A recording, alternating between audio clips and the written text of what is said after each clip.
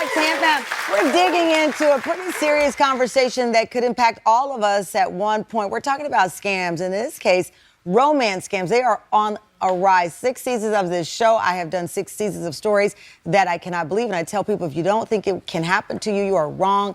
Cons know how to con. And all of us are susceptible. Our next guest, 71-year-old Kate Kleinert, been a widow for 15 years. She was on social media when a, quote, handsome man named Tony sent her a friend request. After 3 months of chatting, things turned romantic. But their online relationship took a turn when Tony started asking Kate to send him money. In the end, $39,000. Kiss me rascal, me I tell you wickedness can't done. And her home. It turns out the so-called handsome surgeon Kate thought she had struck up a relationship with was a 55-year-old man in another country. It takes a lot of bravery to share these stories, and we don't bring these people on to humiliate them or embarrass them. These things I cannot stress to you enough. I've done a crime show for years. We're all susceptible. So please welcome Kate to our Tan Fam.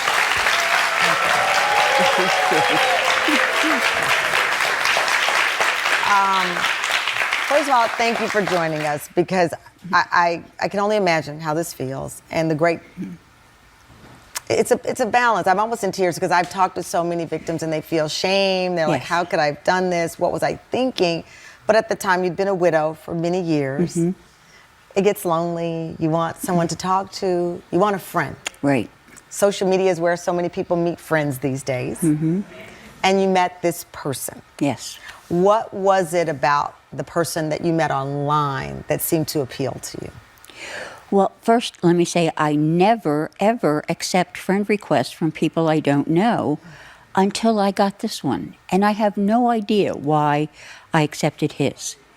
He was handsome. The pictures that were sent, he was in a white coat like a doctor and scrubs like a doctor. And I just thought maybe it was like, it's like, okay, this is it. I know I'm about to start crying because it's just, I know how much you've gone through. You accepted the request, and this person starts chatting, and it wasn't immediate. No. It wasn't an immediate ask for money. No. What was the conversation? What were the conversations like before the first ask? Well, he got romantic pretty early on, which I have come to find out that's their MO. That's what they do. And I just kept pushing back because I hadn't met him. I don't know him. You're like, slow down here, buddy. Yeah, right. I mean, I've had one love in my life. It was my husband. And, I'm not, I don't know about opening it up to this at all. But some of the messages I have, because it took months and you've shared them with us. One of the messages said, I want to spend the rest of my life taking care of you. Mm-hmm. I'm never too busy for the woman who holds my heart in her hands. Another message, now that I love you, I'm afraid to lose you. Mm-hmm. So this was like love bombing, right? They call it that, where the person just keeps sending. Yeah. Well, that's what they call it. They call it love bombing. When the person keeps sending you messages and it becomes overwhelming because you get sucked in. At some point, he starts asking for money, and you went through your 401k, your husband's 401k, and life insurance. Mm-hmm. Did anyone else know that you were giving him? No. And this was during the lockdown of the pandemic, which there was a huge surge. Right. So there's the height of this kind of scam. Yes. There's also the height of loneliness. Yes. Right? We have a photo of your home. There was a fire in July of 2022. The reason that this is significant is because you ended up not having enough money to repair an air conditioner because you'd given it all to this person. And as a result, the home caught fire. Yeah. Your possessions, your memories, your pets were all inside. Right. Yes. I know you were at the White House. We have a photo of you at the White House talking about your story. Mm-hmm. Look at you taking action. I'm proud of you.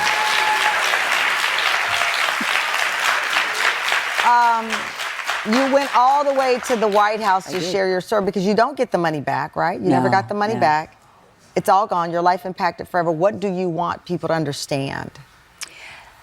I told myself in the beginning how stupid I was, how dumb this was to do. I no longer say that. I am a victim of a criminal. Yeah. But I turned from being a victim to a warrior in this cause. So you say you were a victim, but now you are a warrior in this cause. Yes. I love that. I love that.